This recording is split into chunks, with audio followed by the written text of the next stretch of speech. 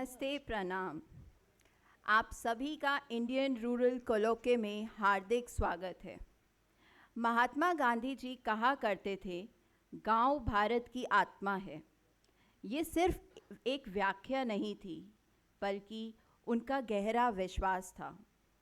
उनके लिए गांव कोई पिछड़ा हिस्सा नहीं, बल्कि एक जीवित और समर्थ स्थल था, जहां से भारत की संस्कृति, अर्थव्यवस्था और उसकी पहचान जन्म लेती थी। आज हम उसी सोच को आगे बढ़ाते हुए ग्रामीण भारत की आवाज़ें को मंच दे रहे हैं। इंडियन रूरल कोलोके की शुरुआत 2021 में ट्रांसफॉर्म रूरल इंडिया के द्वारा अगस्त क्रांति सप्ताह यानी कि 1 से 8 अगस्त के दौरान एक ऑनलाइन बैठक में हुई और आज 5 साल बाद यानी ये पहल देश के 5 राज्यों तक अपना विस्तार कर चुकी है, जहां समाज, सरकार और बाज़ार मिलकर ग्रामीण विकास के लिए एक सशक्त मंच का निर्माण कर रहे हैं। आज जब हम अगस्त क्रांति वीक के दौरान इस कोलोके का आयोजन कर रहे हैं, तो यह समय है कि गांधी जी की उस कल्पना को याद करने का, जहां आज़ादी सिर्फ अंग्रेज़ों से मुक्त होने तक सीमित नहीं थी। उनके लिए सच्ची आज़ादी तब थी जब वे गांव के स्वराज और आत्मनिर्भरता का प्रतीक बन सकें। ग्राम स्वराज गांधी जी के सपने के भारत का मूल आधार था, जिसमें हर गांव एक स्वतंत्र गणराज्य के रूप में हो, आत्मनिर्भर, सशक्त और समृद्ध।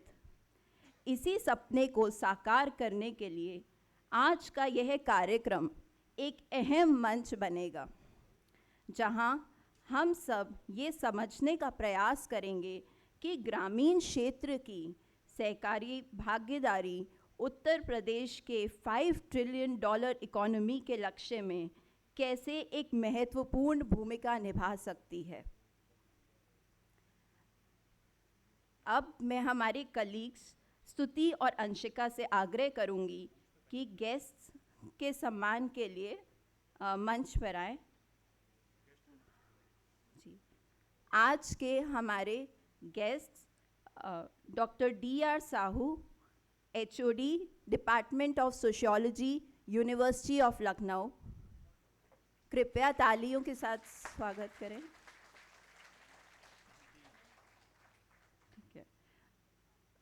Doctor Rakesh Dwivedi ji, HOD। Doctor Arvind Mohan ji, professor of economics, university of Lucknow.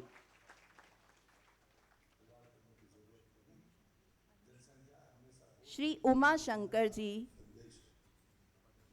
Padmashri Shri Uma Shankar ji. आप सभी से निवेदन है कि जोरदार तालियों के साथ हमारे सारे ही अतिथियों का स्वागत करें।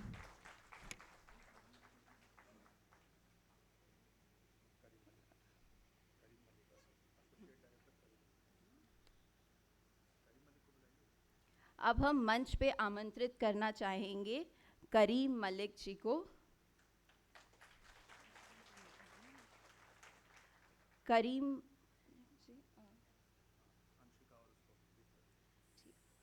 अब हम आग्रह करेंगे अंशिका और स्तुति से कि बुकेज देना है। हाँ, ठीक है। तो पहले हम कार्यक्रम की शुरुआत दीप प्रज्वलन समारोह से करेंगे। दीप केवल प्रकाश का प्रतीक नहीं है, विज्ञान, विवेक और सकारात्मक ऊर्जा का प्रतीक है। अंधकार पर प्रकाश की विजय के प्रतीक दीप का यह प्रज्वलन न केवल एक परंपरा है, बल्कि यह शुभारंभ का पावन संकेत भी है।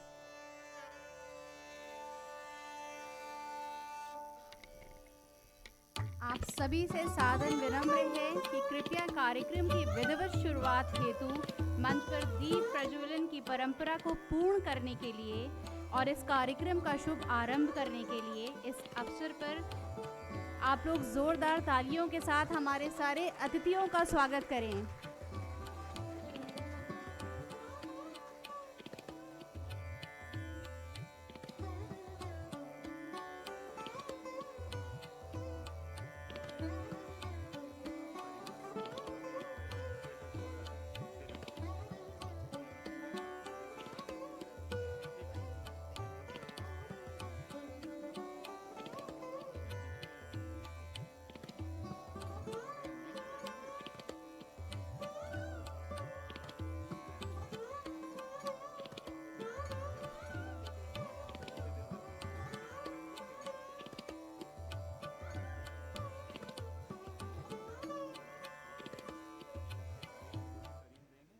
अब मैं रिक्वेस्ट करूंगी श्री करीमुद्दीन मलिक जी से कि हमारे गेस्ट को बुके देकर उनका स्वागत करें।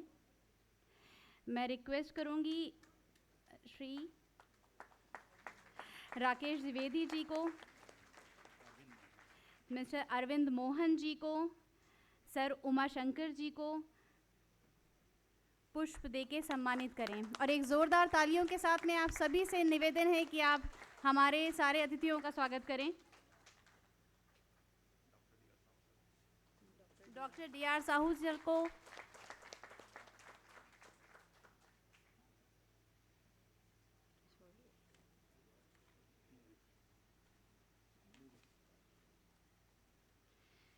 चलो कि गांव के रास्तों में रोशनी बिखरे, चलो कि गांव के रास्तों में रोशनी बिखरे, हर घर का चूल्हा अब खुशहाली से निखरे।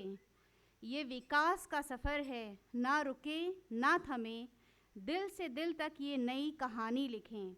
चलिए तो हम इसी सोच के साथ आगे बढ़ते हैं और ज़मीनी स्तर से टीआरआई के सफ़र की कुछ झलक प्रस्तुत करते हैं। मैं रिक्वेस्ट करूंगी अपने कलीग श्री हिमांशु जी से कि video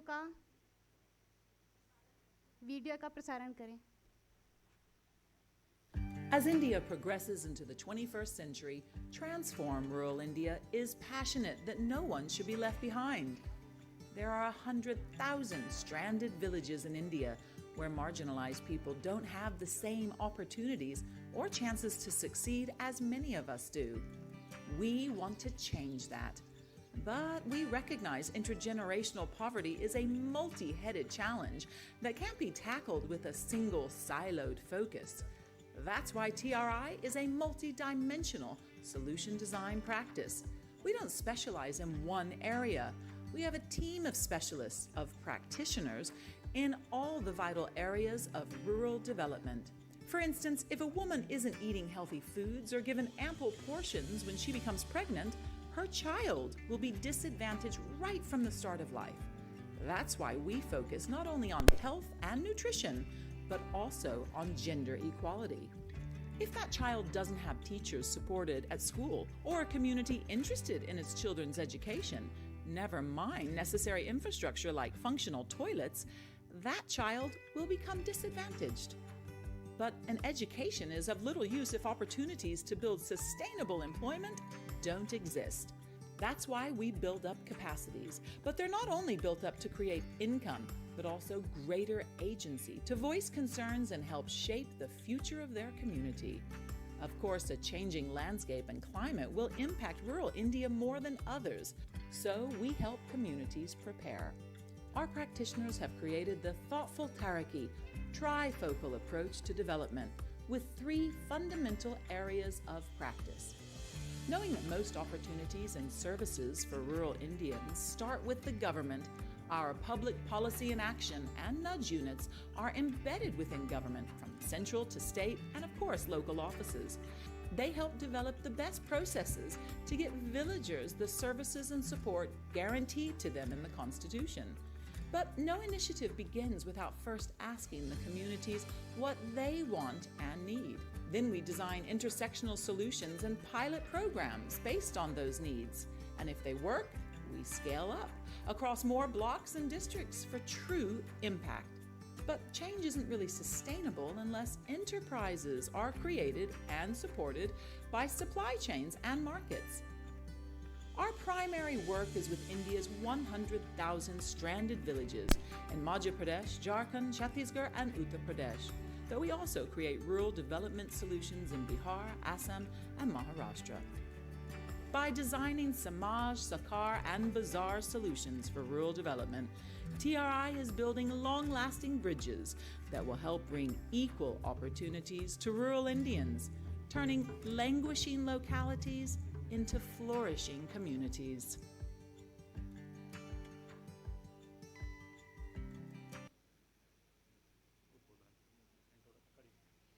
Now I cordially invite Shri Karimuddin Malik. He is the Associate Director at Transforming Rural India. He leads inclusive rural development efforts in Jharkhand through women-led FPOs, agribusiness innovations, and public policy partnerships to enhance livelihoods. Good morning everyone, नमस्कार। Indian rural कॉलिकी के 5th addition में आप सभी का स्वागत है। मंच पर उपस्थित Arvind sir, dean faculty of arts, Sahu sir, HOD sociology department, और श्री उमाशंकर पांडे जी, पद्म अवार्डी, जल योद्धा ऑफ उत्तर प्रदेश। इस 5th एडिशन में आप सभी लोगों का बहुत बहुत स्वागत है और अभिनंदन। पिछले 5 वर्षों से TRI राज्य के विभिन्न संस्थानों के साथ मिलकर इंडियन रूरल कॉलिकी ऑर्गेनाइज कर रहा है। इस वर्ष हमारा सौभाग्य है कि लखनऊ विश्वविद्यालय के साथ एज अ नॉलेज पार्टनर ये हम लोग आज का इवेंट कर रहे हैं। और आपको बता के मुझे बहुत खुशी हो रही है कि मैं इसी विश्वविद्यालय का एलुमनाई हूँ, इसी डिपार्टमेंट का छात्र रहा हूँ मैं 2008 से 10 बैच का। तो ये मेरे लिए बहुत सौभाग्य की बात है कि वापस पुनः अपने विश्वविद्यालय के इस मंच पर मुझे आने का मौका मिला। कॉलिकी बेसिकली आप इसका जब शाब्दिक अर्थ देखिएगा तो कॉलिकी मीन्स कन्वर्सेशन, और ये कन्वर्सेशन करने के जो पीछे एक लक्ष्य है कि विभिन्न आयामों से जो हमारे एक्सपर्ट्स हैं, चाहे सरकार के हैं, समाज में कार्य करने वाले प्रैक्टिशनर हैं, एकेडमिशियंस हैं, बाज़ार मार्केट साइड से जो हमारे प्लेयर्स हैं, उनको एक मंच पे लाके उनके साथ गहन चिंतन मनन करने के उपरांत कुछ ऐसे सॉल्यूशंस जिसको हम लोग एक्सपेरिमेंट कर रहे हैं या एक्सपेरिमेंट करने के लिए थॉट्स जो उनके द्वारा हमें उपलब्ध कराया जाता है, उसको large scale public policy domain में कैसे लाया जाए। पिछले 5 वर्षों में जितने आयोजन हुए हैं उन आयोजनों में विभिन्न प्रदेशों ने विभिन्न प्रकार की पब्लिक पॉलिसीज़ को इंट्रोड्यूस किया है। जैसे भारत में कार्बन फाइनेंस एक नया मॉडल है, पिछले 3-4 सालों से हम लोगों ने इस पर ब्रेनस्टॉर्मिंग किया है झारखंड के अंतर्गत, बिहार में, महाराष्ट्र में, और इस तरह का एक पॉलिसी डेवलप हुई है। और TRI is the 4th runner जो कि इस पूरे देश में इस तरह की पॉलिसीज़ को इम्प्लीमेंट कर रहा है। सिमिलरली लखपति दीदी प्रोग्राम जो महिलाओं के विकास, उत्थान, आर्थिक प्रगति का सूचक है, प्रधानमंत्री जी विभिन्न मंचों से आज की डेट में लखपति मॉडल का प्रचार प्रसार और उसको कैसे क्रियान्वयन में ले जाना है हर मंच पर करते हैं। उत्तर प्रदेश में पिछले कई सालों से जो सेल्फ हेल्प ग्रुप का मूवमेंट है, लगभग 1 करोड़ महिलाएं इससे जुड़ी हुई हैं, और प्रोग्राम का लक्ष्य है कि अगर प्रत्येक महिला की मिनिमम इनकम 10,000 रुपये अगर होती है तो उत्तर प्रदेश के GDP में कम से कम 1.25 लाख करोड़ का आपका इनपुट यहाँ से प्राप्त होगा। जो $1 ट्रिलियन इकॉनमी है उसमें हम ग्रामीण भारत को, ग्रामीण उत्तर प्रदेश को, महिलाओं को, महिला किसानों को जब तक सम्मिलित नहीं करेंगे, जब तक उनके बारे में नहीं सोचेंगे, तो ये माना जाता है कि जो 50% आबादी है उसको कैसे उसको हक दिलाया जाए, उसको आर्थिक प्रगति में कैसे साझीदार बनाया जाए। इन मंचों का मुख्य उद्देश्य रहा है कि उनको मुख्य धारा में कैसे लेके आए। मैं अपनी बात को ज़्यादा लंबा नहीं खींचूंगा क्योंकि डीन सर का 11:30 पे मीटिंग है और अपने गेस्ट को सुनना चाहेंगे हम लोग, तो इसी के साथ मैं अपनी वाणी को विराम दे रहा हूँ। धन्यवाद। Thank you. Shri Dr. D.R. Sahu is a distinguished professor of sociology at the University of Lucknow. He brings over 30 years of academic and research expertise in gender studies, social movements, political sociology, and development. I'll request sir and I'll cordially invite sir to come on the stage, come on the dais and give his thoughts on this topic. Thank you. हमारे बीच में विशिष्ट अतिथि के रूप में dean Shri Arvind Mohan जी उपस्थित हैं और उन्हें एक बहुत ही आवश्यक मीटिंग में जाना है, इसलिए मैं टीआरआई परिवार से और लखनऊ विश्वविद्यालय की ओर से सर आपको मैं मंच पे आमंत्रित करता हूं कि मैं आप सभी से आग्रह करूंगा कि डीन महोदय का तालियों से स्वागत करेंगे, अभिनंदन करेंगे। Good morning professor D R Sahu और हमारे सम्मानित पद्मश्री सदस्य and also representative from टीआरवाई।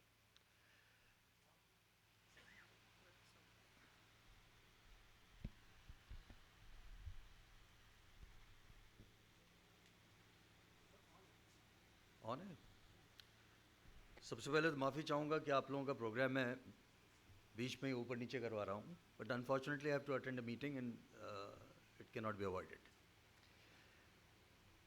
Rural economy, हम बहुत आजकल तमाम चीज़ें सुन रहे हैं। One of them is India US trade deal, and before I talk about this trade deal, try to understand कि हिंदुस्तान के और अमेरिका के डील के बीच में फंसा क्या है।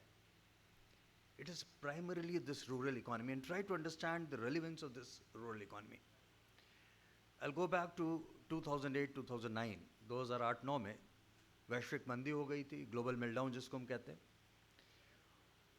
और उस समय अमेरिका ने अपनी इकॉनमी को रिवाइव करने के लिए $2 ट्रिलियन का पैकेज दिया था। अगर उस समय आप हिंदुस्तान की अर्थव्यवस्था से कंपेयर करें तो हमारी अर्थव्यवस्था का साइज बमुश्किल उस समय $1.4 ट्रिलियन है। उससे कहीं ज़्यादा $2 ट्रिलियन का पैकेज दिया था उस समस्या से उबरने के लिए। और कारण क्या था कि वहाँ पर उनका प्राइवेट सेक्टर पूरी तरह कॉम्प्रोमाइज़ हो गया था। उसको सपोर्ट करने के लिए जब फिस्कल इनिशिएटिव और फिस्कल डेफिसिट बढ़ाकर करना शुरू किया, एक स्टेज के बाद ये नॉन सस्टेनेबल हो गया। और ये समस्या सिर्फ अमेरिका में नहीं थी, अगर आप यूरोप देखें तो 2012-13 के आसपास पहली बार हमने टेलीविजन स्क्रीन्स पर देखा writing on the streets of London. Reason was suddenly UK government decided, उन्होंने भी पैकेज दिया था अपनी इकॉनमी को बचाए रखने के लिए, and they decided that they will withdraw, और फर्स्ट कैजुअलिटी थी स्कॉलरशिप्स। इस बैकड्रॉप में प्रेसिडेंट ओबामा हिंदुस्तान आ रहे थे, और जैसा कि कस्टमरी है अमेरिका में, ओबामा से पूछा गया कि आप हिंदुस्तान क्यों जा रहे हैं। Obama said, I'm going to India to seek market access. America की अर्थव्यवस्था के पास उनका प्राइवेट सेक्टर कॉम्प्रोमाइज था, फिस्कल डेफिसिट के चलते पब्लिक सेक्टर भी कॉम्प्रोमाइज हो गया, बजटरी प्रोविजंस या बजटरी कैपेसिटी कॉम्प्रोमाइज हो गई है। एक ही रास्ता बचा था, हिंदुस्तान और चीन के ग्रामीण बाजार, rural economy of India, it is that market access, उसकी ये अहमियत है। अमेरिका को अगर बचना था, यूरोप को अगर बचना था उस ग्लोबल मेल्टडाउन से, रास्ता हिंदुस्तान के गांव से होकर के जाता था। आज भी जो ट्रेड डील फंसी हुई है उसका कारण यही है, America wants almost unabashed access to India's rural economy, and that's where the challenges. ये अहमियत है इस रूरल इकोनॉमी की। आपने $1 ट्रिलियन इकोनॉमी की बात की। पहली बार जब मैंने देखा कि $1 ट्रिलियन का आइडिया कितना फीजिबल है, ये it was floated some time in 1920, 2019-20 में फ्लोट किया गया। 5 साल में हम कह रहे थे, आज भी वही स्थिति है, 5 साल की बात कर रहे हैं, 5 साल में हम अचीव कर लेंगे, 5 years डाउन द लाइन। आज हमारी जो साइज़ है उत्तर प्रदेश की अर्थव्यवस्था का, वो 0.24 के करीब है, यानी कि 4 गुना से ज़्यादा इसको आपको साइज़ को बढ़ाना है। 5 साल में अगर अचीव करना है, 32% per annum, 32% annum per annum की ग्रोथ रेट चाहिए। On the first impression it looks, ये बिल्कुल फिजिबल नहीं है। हमने उसको एक्सप्लोर करना शुरू किया कि क्या कर सकते हैं। Not going into the details, one of the major engines जो $1 trillion and more than $1 trillion जो आपके लिए अचीव कर सकता है, that is India's rural economy. ये थोड़ा पुराना डेटा कोट कर रहा हूं मैं। हिंदुस्तान में anywhere between 2.5 lakh to 3 lakh crore, लगभग 2.5 लाख से 3 लाख करोड़, ये मैं 5-7 साल पुराना डेटा कोट कर रहा हूं, सालाना खाद्यान्न सड़ जाता है। Agri produce worth close to around or more than 3 lakh crore goes rotten in India, सड़ जाता है। कारण logistics lines नहीं आपके पास, storage capacity नहीं आपके पास, cold chains नहीं आपके पास। और ये जो सड़ जाता है, अगर आप इसको प्लग कर पाएं, ये 3 लाख करोड़ अगर बचा लें, अगर उत्तर प्रदेश के कंटेक्स्ट में बात करें, उत्तर प्रदेश हिंदुस्तान का, जिसको हम फूड बाउल कहते हैं, हिंदुस्तान का फूड बाउल 3 प्रदेशों से मिलकर के बनता है। जितना अन्न, अनाज इत्यादि हरियाणा प्रोड्यूस करता है, उसका दुगना पंजाब करता है, और जितना पंजाब करता है उसका दुगना उत्तर प्रदेश करता है। हमारी प्रोडक्टिविटी लो हो सकती है, but overall contribution to India's food bowl, we are the largest part of that bowl. हम इस देश को फीड करते हैं। और उत्तर प्रदेश में जो अभी मैं 3 लाख करोड़ से ज़्यादा का जो वेस्टेज की बात कर रहा था, more than 50,000 crore rupees worth of agri produce goes rotten in Uttar Pradesh. Uttar Pradesh में वेस्टेज किसी भी मेजर से 50,000 करोड़ से ज़्यादा है। अगर ये लीकेज आप प्लग कर लें, trust me, immediate injection to UP's growth rate could be anywhere between 2 to 4%। Overnight 2 से 4% का इंजेक्शन आपके ग्रोथ रेट में आ जाता है। और ये सिर्फ ग्रोथ रेट का चैलेंज नहीं है। पिछले 10 साल का डेटा अगर आप रिजर्व बैंक ऑफ इंडिया को उठा करके देखेंगे, what you will realise is, Hindustan में जब इन्फ्लेशन को आप देख रहे हैं, महंगाई को, तो इन्फ्लेशन के 4 बड़े कारण हैं, जिसमें 2 सबसे बड़े हैं। इंपोर्टेड इन्फ्लेशन, ये पेट्रोलियम की कीमतें, ये लगभग 30% कॉन्ट्रीब्यूट कर रही है on average. And agri produce, ये भी लगभग 30% कॉन्ट्रीब्यूट कर रहा है हिंदुस्तान के इन्फ्लेशन में। अगर ये 3 लाख करोड़ हिंदुस्तान में और 50-60 हज़ार करोड़ उत्तर प्रदेश में अगर आप प्लग कर लेंगे, इसका पहला एडवांटेज इमीडिएट ग्रोथ इंजेक्शन। दूसरा एडवांटेज, ये फाइनेस्ट एंटी इन्फ्लेशनरी मेजर है। और तीसरा एडवांटेज, ये खाद्यान्न किसका सड़ता है? पुअरेस्ट ऑफ पुअर का, सबसे गरीब व्यक्ति का। और ये जो सबसे गरीब व्यक्ति है, जिस दिन आप इस 3 लाख करोड़ और 50-60 हज़ार करोड़ को प्लग करेंगे, this is the finest anti poverty programme. एक सादे सब सदे, that is what we'll have to focus on. First generation reforms की शुरुआत हमने 1990 के दशक में की थी। और अगर आप पार्लियामेंट्री डिबेट्स को देखें तो बहुत clearly Manmohan Singh is on record mentioning कि गिवन द कंस्ट्रेंट्स हम फर्स्ट जनरेशन रिफॉर्म की शुरुआत करें, जो इंडस्ट्री सेंट्रिक है, सर्विस सेक्टर सेंट्रिक है, अर्बन इन नेचर है। Sooner rather than later we will move into second generation reform, जो प्राइमरली रूरल डेवलपमेंट और ह्यूमन डेवलपमेंट फोकस करेगा। It will also bring human face to India's reform. Unfortunately हम अभी तक उसको पूरी तरीके से इनिशिएट नहीं कर पाए। मुझे लगता है समय आ गया है कि हमें वो सेकंड जनरेशन रिफॉर्म फोकस करना पड़ेगा, जिसका एक बहुत अहम कड़ी रूरल डेवलपमेंट सेंट्रिक होनी पड़ेगी। आई एम एक्सट्रीमली प्लीज्ड कि आप आज इतना महत्वपूर्ण आयोजन यहाँ पे कर रहे हैं, and I am sure that very important policy outcomes will come out. आप कुछ ऐसे ज़रूर सुझाव लेकर के आएंगे जिसको देश को आगे बढ़ाने में मदद मिलेगी। Thank you so much for inviting me. अपने विचार व्यक्त करने के लिए अब मैं रिक्वेस्ट करूंगी श्री डॉक्टर DR साहू जी से कि मंच पर आएं और अपने थॉट्स के साथ में हम सबका जो है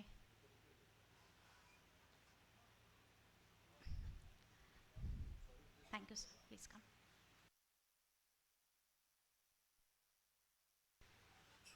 मंचासीन पद्मश्री और हमारे कला संकाय के अध्यक्ष अधिष्ठाता प्रोफेसर अरविंद मोहन अभी जस्ट निकले, और हमारे सिविल सोसाइटी और INGO NGO जितने भी संस्थाओं की प्रतिनिधिगण और हमारे विभाग की सभी साथीगण और विद्यार्थीगण, ये जो नेशनल एजुकेशन पॉलिसी के बारे में हम सभी आजकल बात करते हैं, तो उसमें एक उद्देश्य ये है कि बियॉन्ड क्लासरूम चलना पड़ेगा। ये जो बियॉन्ड क्लासरूम या क्लासरूम के बाहर भी शिक्षा मिल सकता है, इसी के आधार पे एक संवाद करीम साहब ने हमको मौका दिया लखनऊ विश्वविद्यालय में, ख़ास तौर पे क्योंकि उनका कारण ये है कि समाजशास्त्र विभाग के एक सोशल इंजीनियरिंग कोर्स था, उसकी एक 2006 से 2008 के विद्यार्थी थे। तो ये विभाग की तरफ से और विश्वविद्यालय की तरफ से एक सुखद अनुभव है कि हमारे एक विद्यार्थी एक विश्वविद्यालय को फिर वापस आके एक संवाद की मौका, अपॉर्चुनिटी और अवसर देने की प्रयास किया है। तो हम करीम जी को बहुत बहुत साधुवाद। जहाँ तक एनईपी में और एक बात आती है, बियॉन्ड क्लासरूम में हम लोगों की नेशनल एजुकेशन पॉलिसी में लखनऊ विश्वविद्यालय एक ऐसी विभाग है, विश्वविद्यालय है जो कि 2020-21 से हम लोगों ने राष्ट्रीय शिक्षा नीति को अपनाया। और आज यदि बहुत सारे विद्यार्थियों को देखेंगे कि बहुत सारे अंडर ग्रेजुएट और पोस्ट ग्रेजुएट स्टूडेंट्स को बियॉन्ड क्लासरूम में फील्ड वर्क, इंटर्नशिप और बहुत सारे एविडेंस बेस्ड रिसर्च के लिए मौका दिया गया। तो अब ये मौका हम लोगों को अभी मिलने वाला है इसी तरह की संवाद के माध्यम से। मैंने अनुरोध किया है ट्रांसफॉर्म रूरल इंडिया की करीम जी के माध्यम से हमारे विद्यार्थी इस वर्ष से अंडर ग्रेजुएट और पोस्ट ग्रेजुएट की 10-10 विद्यार्थियों को इंटर्नशिप में लेंगे। तो ये हमारे लिए एक अच्छी सुखद अनुभव है कि एटलीस्ट एविडेंस बेस्ड रिसर्च के संदर्भ में हम लोग काम करें। जहाँ तक आपने सुना अर्थशास्त्री को, जो कि professor Arvind Mohan is a public intellectual, और साथ ही साथ उनकी जो पर्सपेक्टिव था वो एक इकोनॉमिक पर्सपेक्टिव, एक लार्जर पर्सपेक्टिव था। लेकिन हम समाज विज्ञानी जो है, समाजशास्त्री जो है, हम लोग थोड़ा सा एक माइक्रो लेवल पे बात करने के लिए हम कहते हैं कि नहीं, हमको कॉन्टेक्स्ट स्पेसिफिक एनालिसिस करना पड़ेगा, क्योंकि झारखंड की स्थिति पश्चिमी उत्तर प्रदेश से अलग है और पश्चिमी उत्तर प्रदेश की स्थिति पूर्वी उत्तर प्रदेश से अलग है। तो इस संदर्भ में समाज विज्ञानी, खासतौर पे समाजशास्त्री और मानव शास्त्री कहते हैं कि एविडेंस बेस्ड रिसर्च करो, माइक्रो डेटा को स्टडी करो और उसके आधार पे अलग अलग परिस्थितियों को देखा जाए। और उस परिस्थिति में हम क्या देखते हैं, जैसे कि हम सभी पढ़ाते हैं कि हम सोशल फेनोमेना, सोसाइटी में जो घटनाएं घट रही है उसकी सामाजिक प्रारूप के माध्यम से उसको हम लोग छानबीन करते हैं और नज़दीक से देखने की कोशिश करते हैं, उसके ऊपर रिफ्लेक्ट करते हैं। और इसी में आप सभी ने देखा होगा, एक प्रेजेंटेशन था, उसमें उन्होंने इंटरसेक्टिंग की बात की, इंटरसेक्शनलिटी की बात की। और समाज विज्ञान, समाजशास्त्र हर विद्यार्थी को यही बताता है कि सामाजिक घटनाओं को देखना है तो विद्यार्थियों को जाति, वर्ग, लिंग और क्षेत्रीय स्थिति को और तमाम तरह की जो समाज की तमाम तरह की सोशल कैटेगरीज है उसके माध्यम से अंतर विषय को देख के इंटरकनेक्टेड करके उसकी बात करें। इन्हीं सभी चीज़ों को यदि हम बात करें तो हमारे लिए विश्वविद्यालय में और इस तरह की नागरिक सामाजिक संस्थाओं की जो एक संवाद है, जिसमें सरकार की तरफ से बहुत सारे प्रतिनिधि भी आने वाले हैं और आ भी रहे हैं, तो उसमें एक है कि इसको हम कहते हैं अभिसरण, कन्वर्जेंस की बात करते हैं। क्योंकि बहुत सारे स्टेक होल्डर्स होते हैं, तमाम तरह की, कोई भी आप बात करें, शिक्षा की बात करें, स्वास्थ्य की बात करें, सभी कहते हैं कि भाई ये stakeholder, multi stakeholder की यदि तब तक समन्वय नहीं होगा तब तक वही कहानी होगी। जैसे कि फैजाबाद रास्ते में आप जा रहे हैं, अयोध्या के रास्ते में, और किसी की दुर्घटना हो गई, एक्सीडेंट हुआ, तो उसमें ये होता है कि जब दुर्घटना होता है तो हॉस्पिटल में जाते हैं तो वो कहते हैं कि ये पुलिस क्षेत्र अलग है, वहाँ जाइए, यहाँ नहीं हो सकता है। इसकी मतलब ये हुआ कि हम अपनी अपनी दायरे में रहने की कोशिश करते हैं।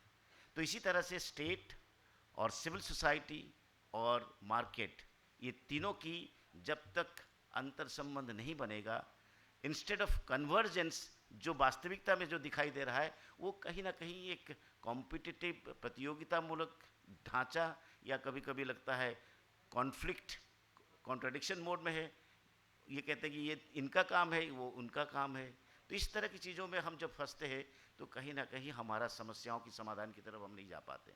तो भारतीय समाज की जब हम बात करते हैं, कृषि आधारित समाज, उसमें विभिन्न समाज विज्ञानियों ने अपनी अपनी बात लगभग आज़ादी के बाद, आज़ादी से पहले पश्चिमी समाजशास्त्री, पश्चिमी मानव शास्त्रियों की एक बहुत बड़ा एक शोध कार्य रहा और उसके लिए समाजशास्त्र और मानव शास्त्र जाने जाते हैं। लेकिन यदि आप अभी देखेंगे तो हम ये कहते हैं कि आपको कालखंड में बांटना पड़ेगा। आज की भारत वो नहीं है जो प्राचीन भारत की समय का कॉन्टेक्स्ट था। आज की भारत ये भी नहीं है कि भाई ये एक आज़ादी की लड़ाई लड़ रही है। आज की भारत जो है वो भूमंडलीकरण की दौर की भारत है। तो ये जो वैश्वीकृत भारत या वैश्वीकरण की दौर की भारत में आपको 3 चीज़ों को ध्यान देना पड़ेगा: स्टेट, गणराज्य और राज्य, नागरिक समाज, समुदाय और बाजार। जैसे कि प्रोफेसर अरविंद मोहन ने ये बात को उठाया कि आज की तारीख में पूरे दुनिया में बहुत सारे विकसित राष्ट्रों का नज़र हमारे ऊपर है, चाहे पेनेट्रेशन ऑफ स्मार्टफोन या मोबाइल टेक्नोलॉजी। आज की तारीख में ये एक बहुत बड़ा मार्केट है। आज आप लोगों ने देखा होगा, भारत में लोग कहते हैं, हमारे एक समाजशास्त्री है जिनका नाम है दीपांकर गुप्ता, ये कहते हैं भारत में गांव विलुप्त हो रहा है। तो इसकी मतलब है गांव विलुप्त कैसे हो जाएगा? गांव तो विलुप्त नहीं हो सकता है। गांव की आत्मा जो था, पुरानी जो सामाजिक परंपराएं, जो ताना बाना था, वो खत्म हो रहा है। अब गांव की भारत की बात करें तो हम समाज विज्ञानी जब देखते हैं तो हम देखते हैं जो समाज की जो ढांचा सबसे महत्वपूर्ण परिवार है, वो परिवार बल्कि एकल परिवार नहीं है, बल्कि परिवार ऐसा होता है कि हमारे एक समाजशास्त्र में हमारे विद्यार्थी ने अभी शोध प्रस्तुत किया था, वो कहता है डीपॉपुलेशन प्रोसेस। गांव है लेकिन वो खंडहर बना हुआ है। ये भी कहानी है उत्तर प्रदेश और उत्तराखंड की कुछ कुछ क्षेत्र में भी दिखाई दे रहा है। तो अब ये सब चीज़ों को यदि देखा जाए, कृषि एक प्राथमिकता नहीं है। उसके कारण बहुत सारे हैं जो कि हम सभी लोग जानते हैं। कुछ कारण है, कुछ चुनौतियां हैं, उसकी बात करेंगे। अब दूसरा जब हम देखते हैं एक सामाजिक संरचना में एक होता है परिवार का जो आधार है, वो है नातेदारी और परिवार, विवाह व्यवस्था। आज की बात में यदि हम देखते हैं, सभी समाजशास्त्री, समाज विज्ञानियों का ये कहना है कि अब परिवार की शादी दोनों परिवारों के बीच में नहीं हो रहा है, अब दोनों व्यक्तियों में परिवार शादी हो रहा है। So marriage between two individuals are more prevalent rather than marriage between two family, जिसकी वजह से एक नातेदारी का एक ज़बरदस्त सोशल कैपिटल के रूप में, सामाजिक पूंजी के रूप में आता था। तो इन सभी चीज़ों को यदि हम देखें तो चुनौतियों को गिनाने से, चुनौतियों को यदि हम नहीं समस्याओं को समझाएंगे, संवेदनशील नहीं कराएंगे, समस्याओं के हल की तरफ हम जा ही नहीं सकते। ये हमारा काम है।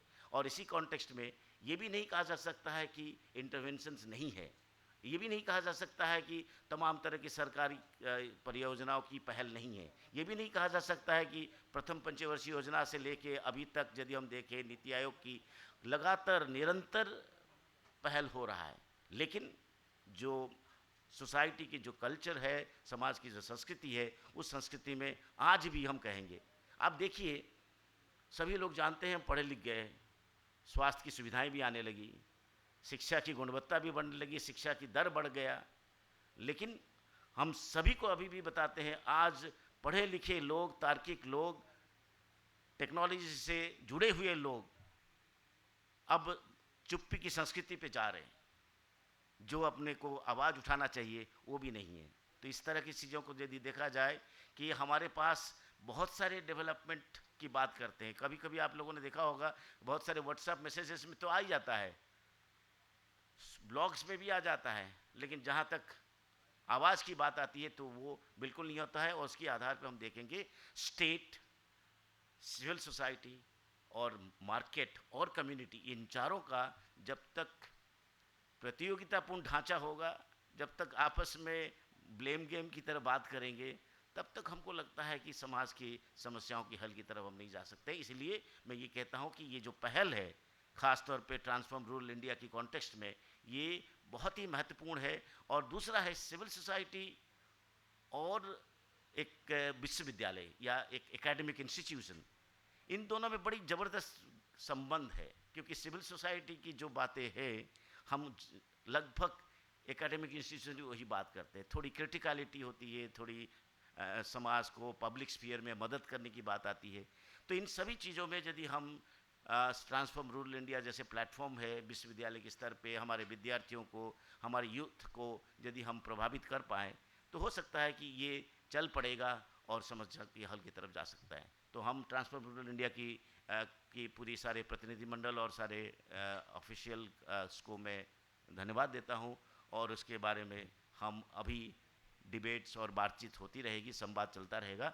तो इसीलिए हम विश्वविद्यालय की तरफ से, कुलपति की मैडम की तरफ से, डीन फैकल्टी ऑफ आर्ट्स के माध्यम की तरफ से आप सबको धन्यवाद देते हैं। और इस तरह की कार्यक्रम निरंतर होना चाहिए। और विद्यार्थियों को खास तौर पे जो एविडेंस बेस्ड रिसर्च में, इंटर्नशिप में, तरह तरह की प्रोजेक्ट्स में मदद करने की या उनको मौका देने की बात को आगे बढ़ाना चाहिए। अब हम सुनेंगे हमारे पद्मश्री हैं, उनको सुनेंगे जो कि फील्ड में है, जो क्षेत्र में काम करते हुए आज भारत सरकार ने इनको पद्मश्री से नवाजा गया। तो इसीलिए हम विश्वविद्यालय की तरफ से आपको स्वागत करते हैं और धन्यवाद। तरीके से हमें कन्वर्जेंस और आगे के चैलेंजेस के बताने के लिए अब मैं मंच पे बुलाना चाहूँगी पद्मश्री उमर शंकर पांडे जी को, जो एक पानी की पाठशाला के प्रेरक भी रहे हैं। आपको भारत सरकार ने जल योद्धा सम्मान से सम्मानित किया है। मैं आपको उद्बोधन के लिए आमंत्रित करना चाहूँगी।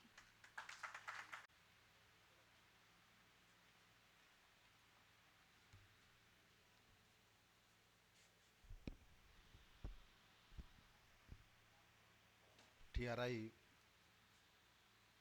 परिवार ने जो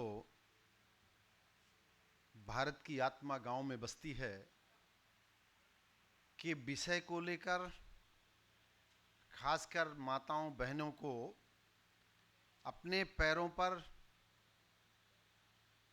भारत को कैसे मजबूत करना है, एक सामुदायिक प्रयास शुरू किया है। मैं उसके लिए आपको हार्दिक बधाई देता हूं, शुभकामनाएं देता हूं। परमादरणीय प्रोफेसर साहू साहब ने जो बात कही है, अभी इसके पूर्व शास्त्री मोहन साहब बात कह के गए हैं, करीम साहब ने बात कही है। मेरा गांव में जन्म हुआ, गांव से मेरा रिश्ता है, गांव में रहता हूं। कोई ऐसी बात नहीं कहूंगा जिसको मैंने देखा नहीं है। एक मां को 14,000 किलोमीटर एक वर्ष में पानी के लिए चलना पड़ता था। इस सृष्टि में मां से बड़ा कोई नहीं है, जो स्वयं गीले में सोती है, सूखे में सुलाती है, भूखे रहकर भोजन देती है। वो कौन होती है? मां होती है। एक पिता ऐसा बैंक होता है जिसमें आप पैसे नहीं डालते, लेकिन 1,000 रुपए मांगते हैं तो 200 रुपए जरूर मिलता है। आज विषय बहुत अच्छी बात प्रोफेसर साहू साहब ने कही। गांव गायब हो रहे हैं, शहर बन रहे हैं। प्रत्येक 5 वर्ष में ग्राम पंचायतों को चुनाव होते हैं। लगभग 50 से 100 गांव शहर में आ जाते हैं। गांव के तालाब, गांव के कुएं, गांव के नाले, नाले नहीं, नारे। भारत में मैं बात करूं कृषि क्षेत्र की, तो लगभग मुझे लगता है 73% माताएं किसानी में अपना हाथ बटाती हैं। वैसे एक और बात मैं कहूंगा, आज की परिस्थिति में किसान बहुत कम लोग बनना चाहते हैं, बुनकर और कम लोग बनना चाहते हैं। शायद हम अंतिम पीढ़ी होंगे जिन्होंने चरखा, हैंडलूम का ताना बाना, और जिस गांधी के चरखे को लेके जिस बापू ने आजादी का शस्त्र बनाया चरखे को, वो शायद बहुत कम गांव में चलने को देखने को मिलता है। आज नई पीढ़ी बैठी है, ये भारत का भविष्य बैठा है। विश्वविद्यालय है, और खासकर लखनऊ विश्वविद्यालय तो मुझे लगता है कि साउथ एशिया का तो कैम्ब्रिज, ऑक्सफोर्ड कहा गया है। अधिकांश में साल में एक आध बार मेरा आना रहता है। बहुत गांव से बहुत ही उन पद्मश्री मुझे सरकार ने दी है, मैं उसका सरकार का धन्यवाद दूंगा। लेकिन मेरा जो रहन सहन है वो आज भी, पिछले 1.5 महीने तक मेरे घर में बिजली, पंखा, टीवी, कूलर नहीं था। मेरे कमिश्नर साहब बांदा में अजीत कुमार जी हैं, आप उनसे अभी पूछ सकते हैं। अभी बिजली लगवाई मेरे बेटे का जब एक्सीडेंट हो गया और वो कोमा में था, तब एम्स और गंगाराम के डॉक्टरों ने सलाह दिया कि अब आपको इसको एसी में थोड़े समय तक रखना पड़ेगा। मैंने जमीन को बहुत नजदीक से देखा है।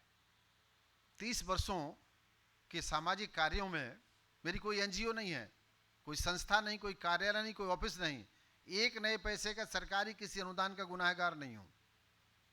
मेरा मंत्र है खेत पर मेड़ और मेड़ पर पेड़। जल और वायु दोनों का मौसम मिजाज बिगड़ गया है। मैं मानता हूं कि खेत का पानी खेत में और खेत की मिट्टी खेत में, क्योंकि पानी एक वर्ष नहीं बरसेगा तो चल जाएगा, 2 वर्ष नहीं बरसेगा तब भी चल जाएगा। मिट्टी नहीं बरसती। उपजाऊ मिट्टी को बनने में 1000 साल लगते हैं। प्रति मिनट 10 टन मिट्टी बह करके उपजाऊ मिट्टी समुद्र में जा रही है। मुझे आज टीआरआई की तरफ से कल शाम को मित्रों से मैं बात कर रहा था, पूछ रहा था, तो मैंने उनसे कहा कि भाई विषय को लेकर भी बात की जाए और कुछ ऐसी बात की जाए जो जमीन से जुड़ी हो। बोले नहीं साहब, आपको वही बात जमीन की बात करनी। करीम साहब ने कहा हमसे, उनकी टीम ने कहा, राजीव जी हमसे कहे, तो मैं थोड़ी सी आपके सामने, बच्चे यहां बैठे हैं, मैं कुछ बातें आपके सामने साझा करूंगा। 1 मिनट में 25 व्यक्ति परमात्मा के यहां अपनी उम्र पूरी करके जाते हैं। उनको 25 क्विंटल लकड़ी लगती है जलने के लिए। 1 घंटे में 300 क्विंटल लकड़ी और 12 घंटे में 3600 क्विंटल लकड़ी, और 1 वर्ष में 1,60,46,000 क्विंटल लकड़ी जलने के लिए लगती है। एक्सीडेंट छोड़ दिए अभी आप। 1 मिनट में 2000 बच्चे, 1 मिनट में 20 बच्चे पैदा होते हैं, जिन्हें हमें 2000 लीटर फ्रेश पानी चाहिए। एक दिन में 28 लाख लीटर हमको पानी चाहिए। साल भर में 1.5 अरब लीटर पानी चाहिए। पानी कम रहा है, जनसंख्या बढ़ रही है। दुनिया में हमारी आबादी 18% के करीब पहुंच गई है। जमीन हमारे पास 4%, 4.5% के आसपास है भूमि। पानी हमारे पास, मीठा पानी 1% है। यह संकट है। इसके समाधान के लिए कल मैं आईआईटी कानपुर में था, परसों मैं रांची विश्वविद्यालय में रहूंगा। मैं पूरे देश के बच्चों के साथ, शिक्षकों के साथ, समाज सेवियों के साथ संवाद करता रहता हूं। एक व्यक्ति को आवश्यकताएं कितनी कम है, प्रकृति ने कितना दिया है हमको। एक व्यक्ति को जीवन में संपूर्ण में अगर वो 90 वर्ष जीता है, जो औसत आयु हमारे यहाँ की 80 वर्ष है, मैं 90 वर्ष मान के चलता हूं, तो 1 लाख लीटर पानी चाहिए केवल पीने के लिए। अगर वह 3 लीटर पानी पीता है तब। वैसे तो 2600 ग्राम पानी मेडिकल साइंस कहता है, 2 लीटर आप जो बता रहे हैं 2 लीटर कहता है। लेकिन हम कितना बर्बाद करते हैं? 200 लीटर पानी बर्बाद करते हैं। नहाने में, धोने में, बर्तन धोने में, कपड़े धोने में। यदि हम पोछा लगाने के पानी को, सब्जी धोने के पानी को, चावल धोने के पानी को, गाड़ी पोंछने वाले पानी को रिसाइकलिंग करके पेड़ में डाल दें, तब भी एक बड़ा काम हो सकता है।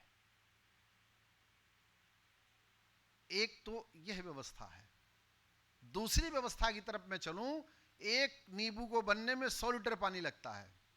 1 किलो गेहूं बनने में 1200 लीटर पानी लगता है। 1 किलो चावल बनने में 2500 लीटर पानी लगता है। 1 किलो पनीर बनने में 5500 लीटर पानी लगता है। और 1 किलो मछली बनने में 16000 लीटर पानी लगता है। एक व्यवस्था यह है। पानी का एक अपना जो पानी की एक दुनिया है। ये जो भवन में बैठे हैं आप, इसमें ईंटा लगा है, लोहा लगा है, गारा लगा है, सीमेंट लगा है, सब लगा है। अगर पानी नहीं होता ये बन जाता? नहीं बनता। आंख का पानी खत्म, आप ब्लाइंड हो जाएंगे, अंधे हो जाएंगे। दिमाग का पानी खत्म, आप पागल हो जाएंगे। जब शरीर में पानी कम होता है तो क्या चढ़ाया जाता है? पानी चढ़ाया जाता है। उसे ग्लूकोज नाम दे दो, कुछ भी नाम दे दो, पर उसमें पानी होता है। जब कोई हमारे अतिथि आता है तो क्या सम्मान में देते हैं? पानी देते हैं। गरीब से गरीब आदमी में भारत में भले ही उसके पास एक सप्ताह का भोजन ना हो, पर उसके घर में 50 साल पुराना जल होगा, क्योंकि उसके पुरखे तीर्थ गए होंगे और क्या लाए होंगे? जल लाए होंगे। ये बिजली बनी काहे से बनी? पानी से बनी। ये घड़ी का टाइम आया किससे आया? पानी से आया। लीटर माप किससे आया? पानी से आया। किलोमीटर किससे आया? पानी से आया।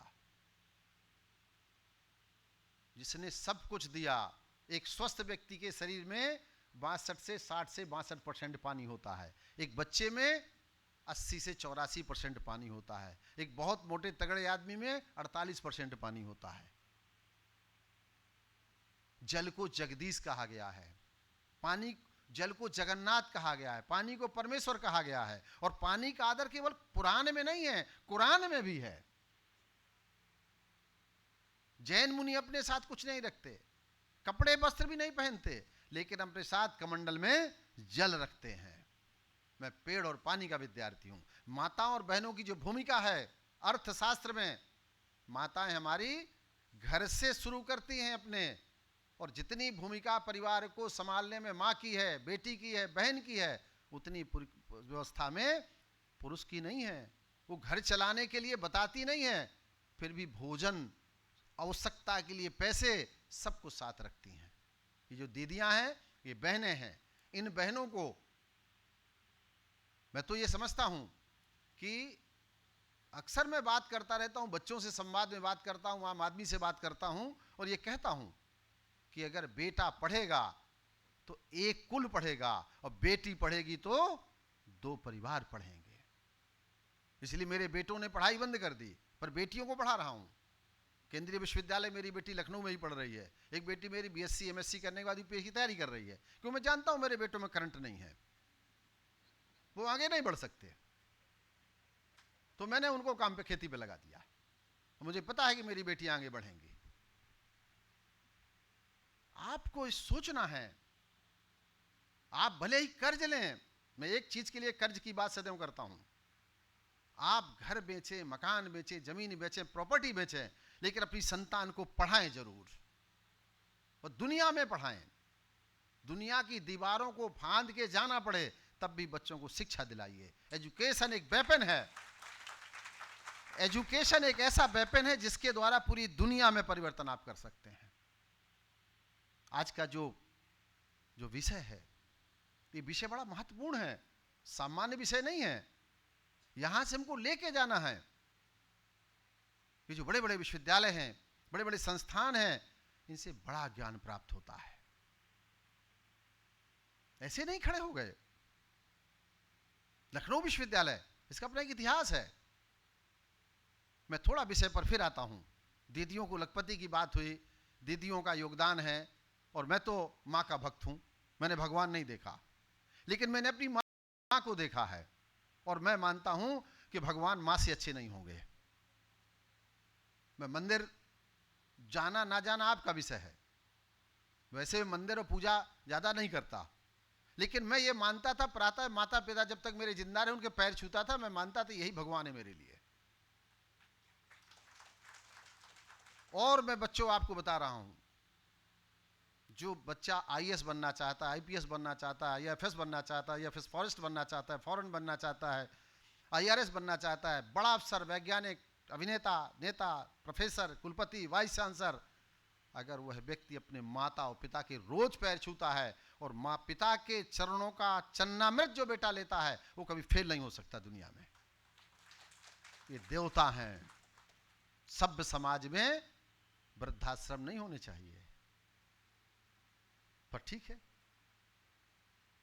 6 भाई बहन को माँ बाप पालते हैं, खुशी से पालते हैं, लोरी गाते हैं। आपके दुख में चोट लगती है तो उनके हृदय में चोट लगती है।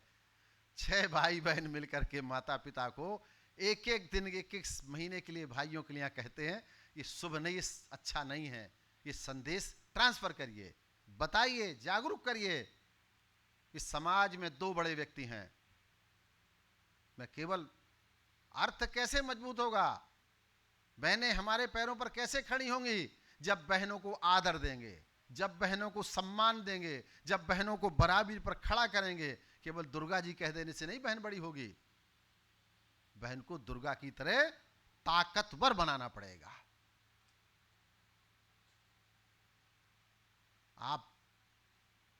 मैं 2 उदाहरण आपके सामने रखूंगा। पिता की ताकत कितनी होती है। मैं आंखों के पानी की बात किया करता हूं। जब आंखें पानीदार होंगी तो समाज पानीदार होगा, जब समाज पानीदार होगा तो देश तो पानीदार बनेगा ही।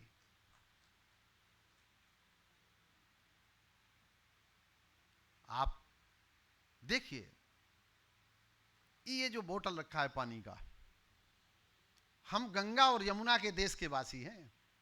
हम उस देश के वासी हैं साहू साहब जिस देश में गंगा बहती है।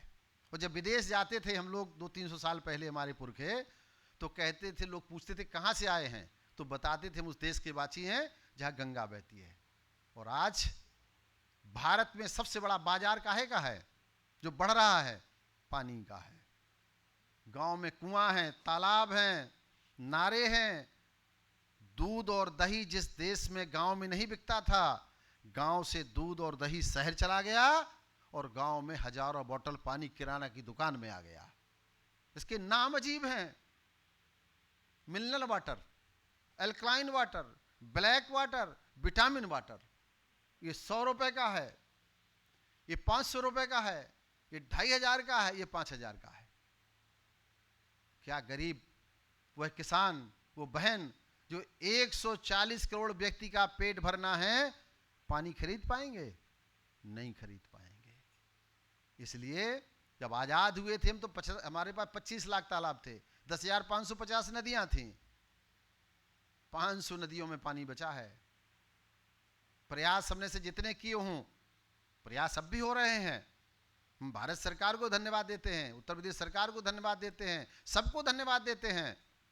लेकिन उन वैज्ञानिकों ने, कल मैंने IIT में कहा था कानपुर में कि प्रोफेसर साहब जो कुछ भी गड़बड़ हो रहा है उसमें गुरुजी आपका ही योगदान है।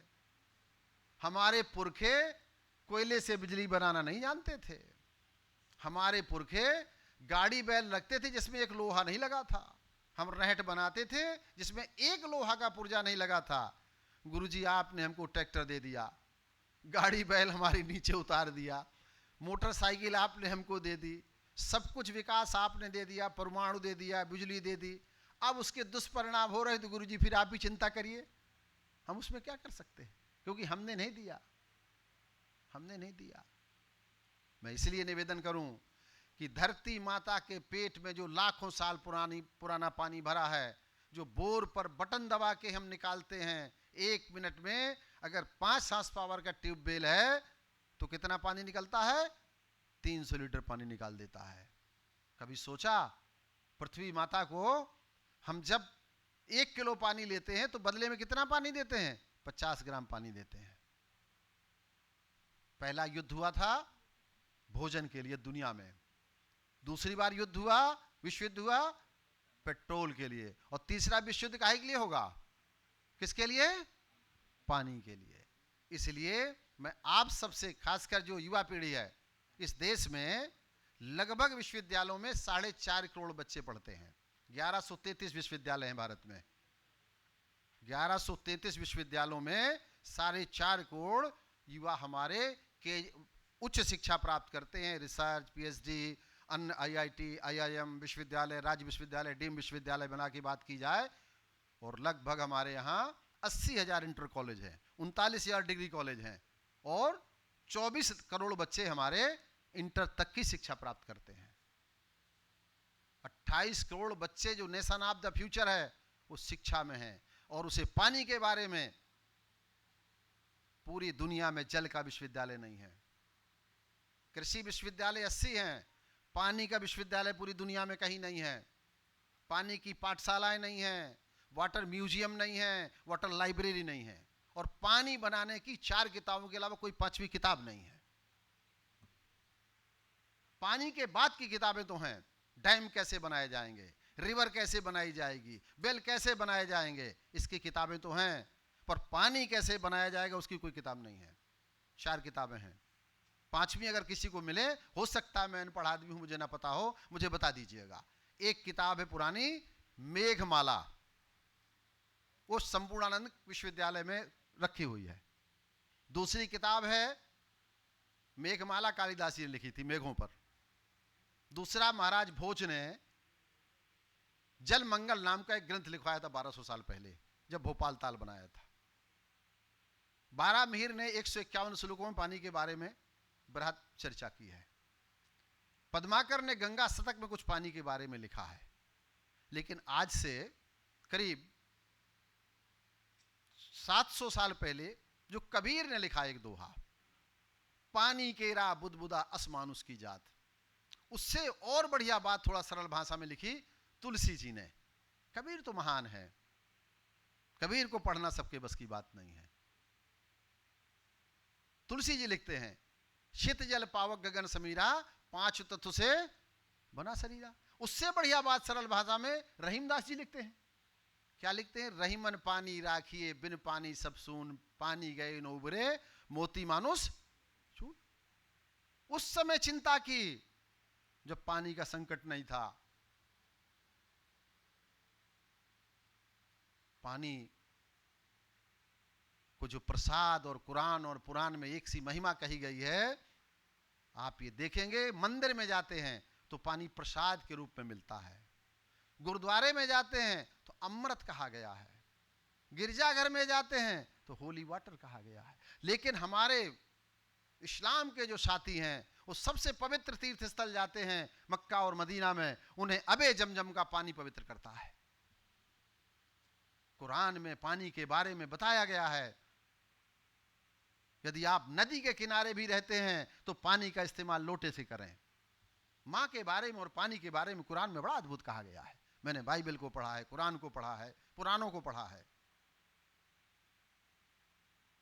इसलिए जिसका संकट आने वाला है, जिसका कोई समाधान नहीं होगा, मैं बार बार कहता हूं, हमारे जो विधि विशेषज्ञ थे, हमारे राष्ट्रगान के निर्माता थे, उन्होंने यूं ही जलधि तिरंगा नहीं कहा था।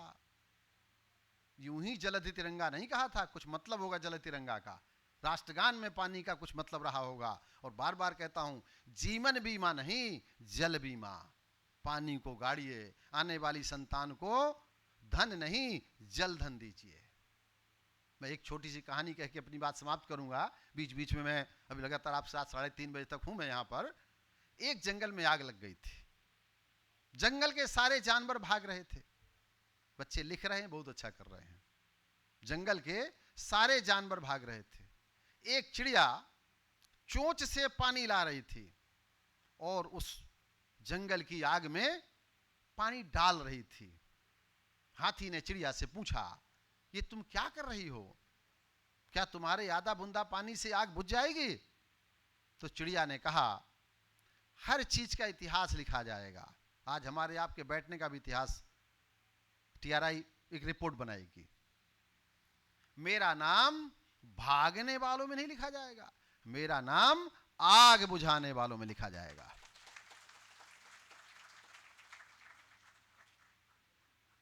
आपसे मैं निवेदन करूं, मैं जिस गांव से आता हूं, जिस क्षेत्र से आता हूं, बुंदेलखंड में 1 किलो बासमती धान नहीं पैदा होता था। मैं 25 साल पहले 50 किलो बासमती धान लाया था।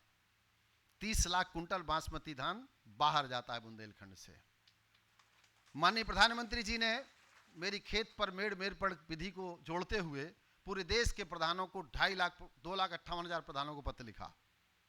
100 में 4 बार मन की बात में हमारे बांदा के काम का उल्लेख किया। 5वीं बार अभी हमारे किले कालिंजर की भी चर्चा की थी पिछले सप्ताह। एक योजना हमारे काम पर, अटल भूजल योजना, एक 6,000 करोड़ की है, उस सरकार ने मेरे मॉडल पर बनाई है। इस देश में 1050 जलग्राम मेरे मॉडल पर बनाए गए हैं। और मुझे और प्रसन्नता आपसे बताते हुए हो रही है कि देश में हर गांव बनेगा जलग्राम जखनी की भांति एक प्रयास शुरू हुआ। हम सबको मिलकर के वही बुंदेलखंड जहां दिल्ली से मालगाड़ी में पानी आता था, बांदा से चित्रकूट प्रतिदिन मानिकपुर सवारी गाड़ी में पानी जाता था। 5 घंटे लगते थे, कभी डिब्बा गिर जाता था ट्रेन से और कभी ट्रेन अक्सर लेट होती थी। आज मुझे बताते हुए प्रसन्नता हो रही है, 3 दिन पहले माननीय मुख्यमंत्री जी राजापुर में गनीमा में ही थे। भारत रत्न नानाजी देशमुख जी के, मैं भी बोर्ड मेंबर होने के नाते वहाँ था। यह बताते प्रसन्नता मेरा प्रयास नहीं है, भले ही सरकार ने समाज ने मुझे श्रेय दिया हो, यह बताते प्रसन्नता है उत्तर प्रदेश सरकार को सर्वाधिक गेहूं किसने बेचा? किस जिले ने? बांदा मंडल ने। किसने? बांदा मंडल ने। और दूसरे नंबर पे वही भूखा प्यासा बुंदेलखंड जिसकी बात करते थे, झांसी मंडल ने बेचा। उत्तर प्रदेश सरकार ने कुल गेहूं कितना खरीदा? 2,04,000 मैट्रिक टन, जिसमें 72,000 मैट्रिक टन ने बुंदेलखंड में दिया और 47,000 मैट्रिक टन बांदा ने दिया। पिछले 5 वर्षों में 700 करोड़ का धान उत्तर प्रदेश सरकार ने खरीदा है। नेट पे देख लीजिए, सर्च कर लीजिए। 5,250 करोड़ का गेहूं उत्तर प्रदेश सरकार ने खरीदा है बांदा मंडल, केवल बांदा मंडल से। तो हमने नहीं किया। मेरा एकमात्र भी उद्देश्य नहीं है। मैं तो नगड़िया बजाता था, साइकिल लेता था, गांव-गांव जाता था।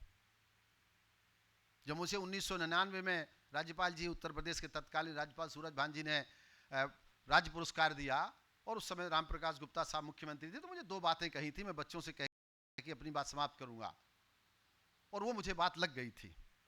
उसने मन में ताकत पैदा कर दी थी उस बात ने।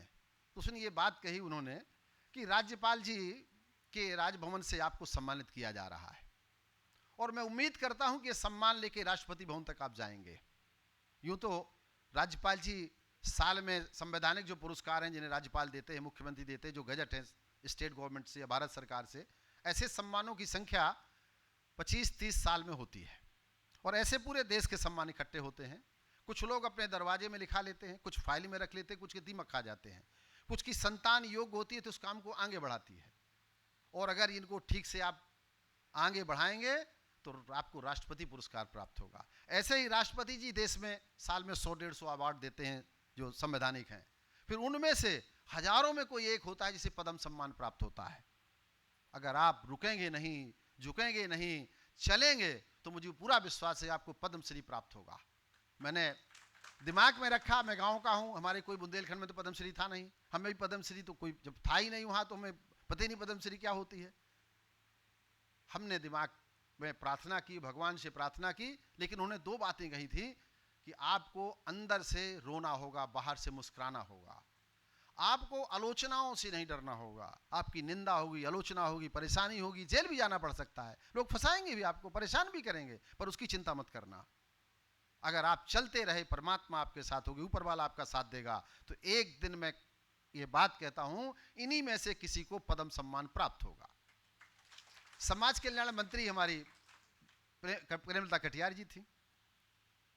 ईश्वर की कृपा रही, थोड़े थोड़े चलते चलते मुझे जब 3 साल पहले पद्म सम्मान मिला, तो प्रेमलता कटियार दीदी एक कार्यक्रम में मिल गई।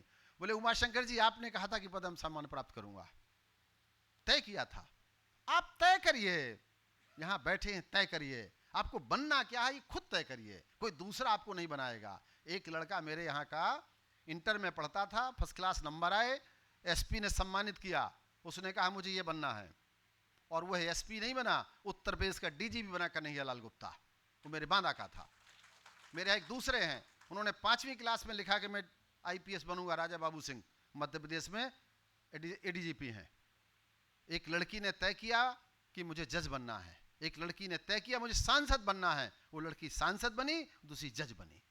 हम तय करें, कोई हमें कुछ नहीं बनाता, हमें खुद, जो सोता है उसका भाग सोता है, जो चलता है उसका भाग चलता है, जो रोता है उसका भाग रोता है। और यहाँ कोई किसी को बढ़ाता नहीं है, आपकी योग्यता, हुनर आपको बढ़ाता है। जब आप काम अच्छा करते हैं तो ईश्वर आपकी सहायता करता है। यदि मैंने अपनी बात में कुछ गलती बोल दी हो तो मुझे क्षमा कर दीजिएगा। अभी आपके साथ संवाद करूंगा। बहुत बहुत धन्यवाद, मुझे करीम भाई आपने बुलाया, आपकी टीम ने बुलाया, बहुत बहुत धन्यवाद, प्रणाम। बहुत बहुत धन्यवाद उमाशंकर जी, अपने उच्च विचार हम सबके सामने प्रस्तुत करने के लिए।